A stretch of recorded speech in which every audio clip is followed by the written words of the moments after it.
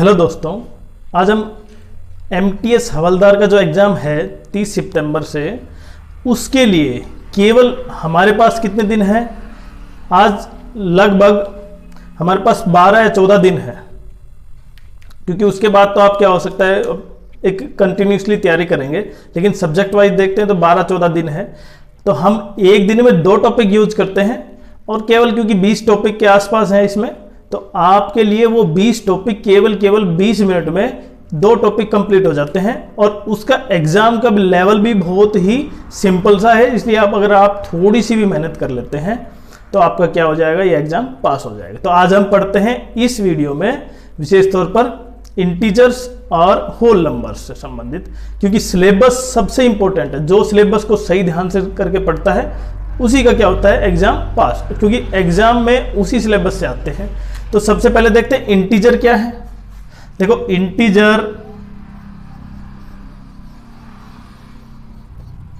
Natural number होते हैं ना, एक तो होता है natural number, positive natural number को पॉजिटिव नेचुरल नंबर बोल सकते हैं हम, जैसे 1 2 3 4 ऐसे डॉट डॉट। और अगर इसमें 0 काउंट हो जाए तो होल नंबर हो गया, और अगर नेगेटिव काउंट हो जाए -1 -2 -3, ये सब क्या डिफाइन करेंगे, इंटीजर डिफाइन करेंगे। और इंटीजर डिफाइन किससे होता है, जेड। अगर जेड प्लस का है तो पॉजिटिव इंटीजर, और अगर जेड नेगेटिव है तो नेगेटिव इंटीजर। और अगर जेड केवल है तो इसका मतलब उसमें तीनों इंटीजर हैं, पॉजिटिव भी, नेगेटिव भी और 0 भी। ये समझ में आया आपको? अगर इधर का पार्ट काउंट करें, ये तो है होल नंबर, जिसको किससे डिफाइन करते हैं, होल नंबर को W, कैपिटल W से। नेचुरल नंबर को किससे डिफाइन करते हैं, कैपिटल N से। हम आज बेसिक से पढ़ रहे हैं, तो जिसको कुछ भी नहीं आता है वो उसके लिए केवल स्टार्टअप से कैसे आप MTS हवलदार का एग्जाम, मैथ्स, बाकी सब्जेक्ट भी होंगे, लेकिन मैथ्स को कैसे हैंडल करेंगे। अब दूसरा, ये जब तीनों, इसमें रैशनल नंबर भी काउंट हो जाता है, रैशनल नंबर और इर्रेशनल नंबर। और अगर इन सभी को काउंट कर दें हम सबको, वो होंगे रियल नंबर। वो क्या होंगे, रियल नंबर। अब ध्यान से देखें, नंबर लाइन आप पढ़ते होंगे, आप पढ़ के भी आए हैं, रियल लाइन, रियल नंबर। ये नंबर लाइन है 0 1 2 3 4। इस पर रियल नंबर रिप्रेजेंट हो सकते हैं, मतलब rational number, whole number, integer और इर्रेशनल नंबर भी। जैसे ये क्या है, अब रैशनल पढ़े तो जिसका टर्मिनेटिंग डेसिमल हो, या फिर नॉन टर्मिनेटिंग डेसिमल हो, रिकरिंग हो। अब ये समझो पहले, रैशनल नंबर क्या होती हैं, वो संख्याएं जिसका डेसिमल, टर्मिनेटेड डेसिमल क्या हो। देखो कैसे, जैसे मैंने डिवाइड कर दिया, 1/2 लिख दिया, इसको डिवाइड करें तो 0.5 हो गया, तो ये होगा टर्मिनेटिंग डेसिमल। इसका मतलब जाके समाप्त होगा, कहीं पे भी हो, चाहे वो कितने स्टेप बाद हो चाहे। दूसरा, अगर मैंने लिख दिया 1/3, तो ये कितना हो जाएगा, 0.333, मतलब मैं इसको 0.3 और उसके ऊपर क्या लिख सकता हूं, बार लिख सकता हूं। तो ये क्या हो गया, नॉन टर्मिनेटिंग रिकरिंग, मतलब ये टर्मिनेट नहीं हो रहा, लेकिन बार बार रिपीट हो रहा है। तो ये जो 2 कंडीशन लागू होंगी तो वो क्या होगी, रैशनल नंबर। और ऐसी संख्या जैसे मान लो लिख दिया मैंने 2 4 3 2 5 6 7 8 9 4 2, जो भी कुछ, और डॉट डॉट, इसका मतलब ना तो ये रिपीट हो रहा है, ना ये टर्मिनेटिंग है, तो इसका मतलब क्या हो गया, इर्रेशनल नंबर। अभी बेसिक से समझा। अब क्वेश्चन क्या आ सकते हैं, अभी इसके बाद में और भी डिस्कस करेंगे, लेकिन इंटीजर को देखो, अब दूसरा पॉइंट होता है कॉन्जिक्यूटिव इंटीजर। अब कॉन्जिक्यूटिव इंटीजर क्या होते हैं, जो लगातार हो। जैसे मैंने पहला x मान लिया, तो दूसरा कितना होगा, x + 1, x + 2, x + 3।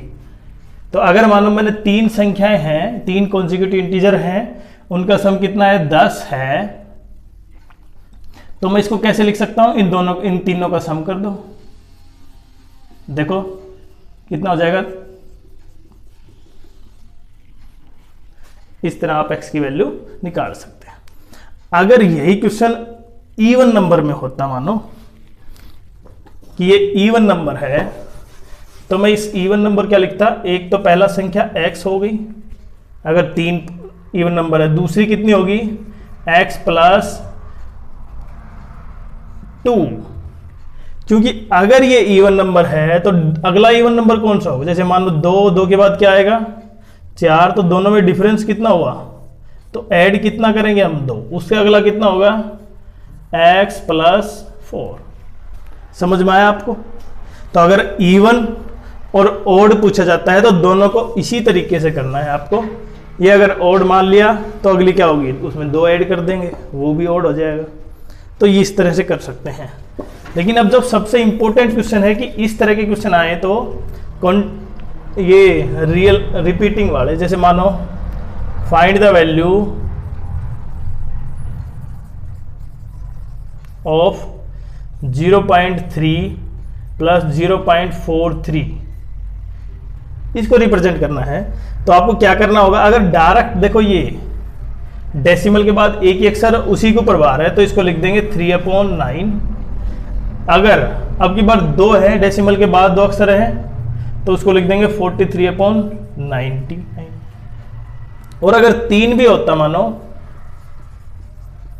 तो इसको लिख देता मैं 343/999।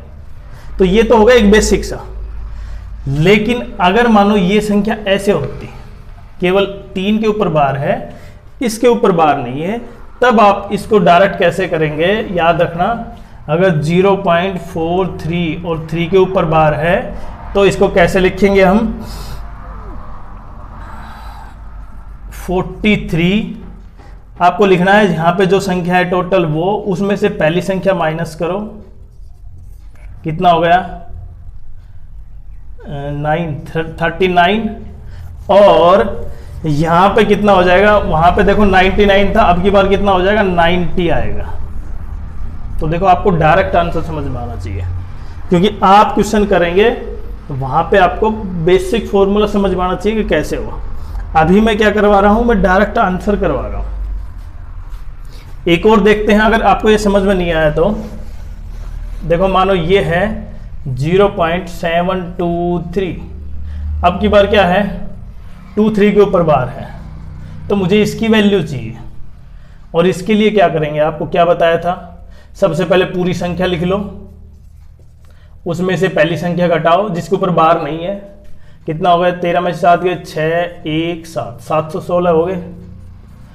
अब वो डिवाइड किससे करना है, देखो वहां पे तो 2 था इसलिए 90 हो गए, यहां पे 3 है तो 990। समझ में आया आपको। इस तरह क्वेश्चन क्या करना है आपको, डायरेक्ट करना है। और तरीका बताएं, अगर इस टाइप का कोई क्वेश्चन आता है तो मानो ये है 3.042, तो इस क्वेश्चन को आप क्या करेंगे, मानो ये 3 पॉइंट यहीं पे है तो 3 + 42/99, वही तरीका। और अगर मानो ये ऐसे होता 3.263, तो क्या करेंगे 3 + 263, क्या करना है आपको माइनस का 2/990।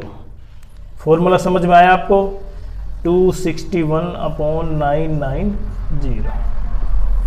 तो इस तरह सोल्व करेंगे। अगला देखते हैं, 1 से लेकर 1000 तक कोई संख्या है, उनके बीच की संख्या जो 6 से तो डिवाइड हो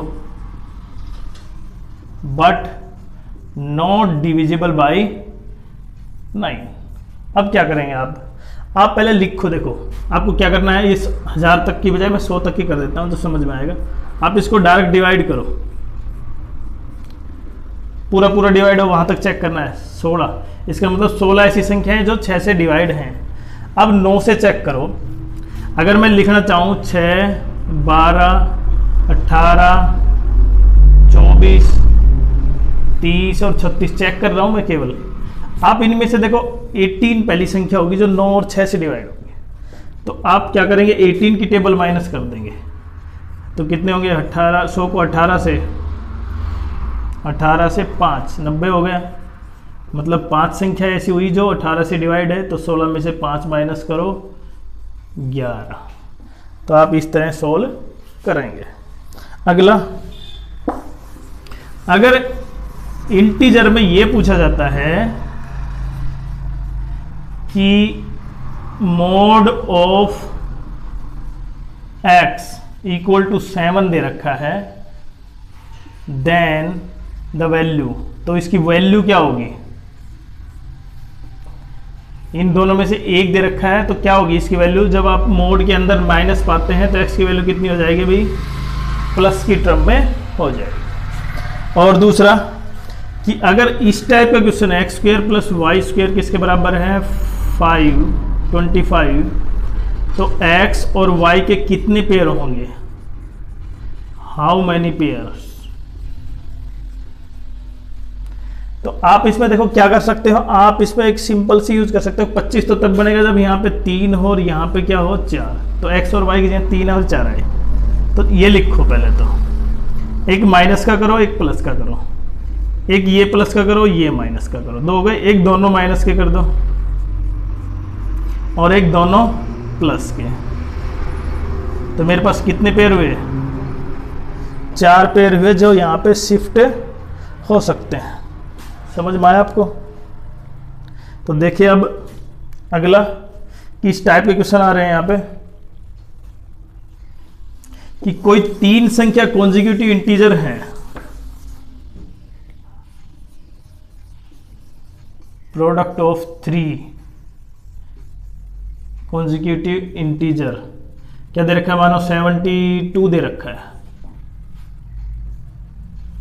तो आप कैसे पता करेंगे कौन सी संख्या का कहां से है? तो देखो यहां पे मैं सोल्व कर सकता हूं एक्स स्क्वायर, एक तो मान लिया मैंने, देखो कॉन्जिक्यूटिव ना, तो x प्लस 1 और x प्लस 2, इन सब की मल्टीप्लाई किसके बराबर है? 72। तो आप ऐसे सोल्व कर सकते हैं। यहाँ पे अगर मैं x प्लस 1 को p मानता हूं, अगर क्वेश्चन सोल्व करना है, नहीं तो ये डायरेक्ट ऑब्जेक्टिव इसका ऑप्शन से भी हो जाएगा। समझ रहे हो ना? ये ऑप्शन से भी हो जाएगा।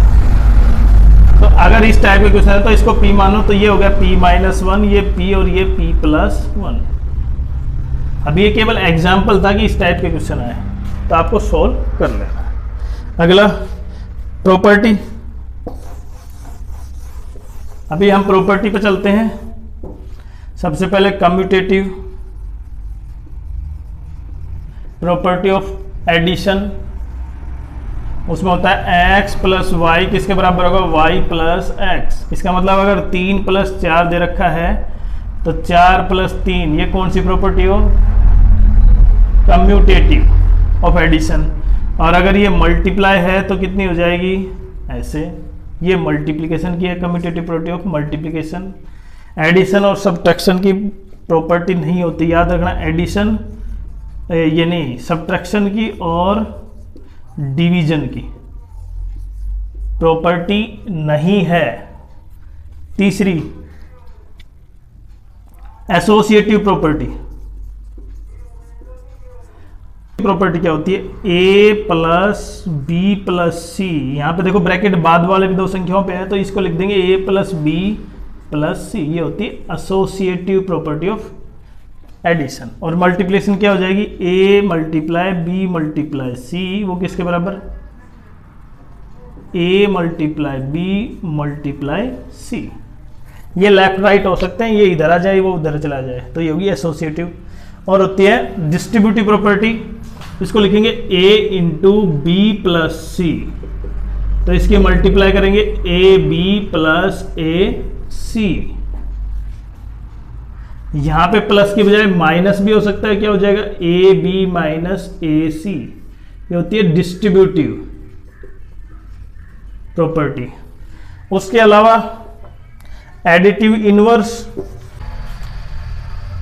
अब देखो एडिटिव इनवर्स क्या होता है, अगर मेरे पास 81 है तो इसका एडिटिव इनवर्स क्या होगा, सिंबल बदलना आपको, केवल क्या बदलना है, सिंबल। अगर ये मेरे पास a माइनस बी है तो इसका एडिटिव इनवर्स कितना हो जाएगा, माइनस ए प्लस बी। आपको सिंबल चेंज करना है।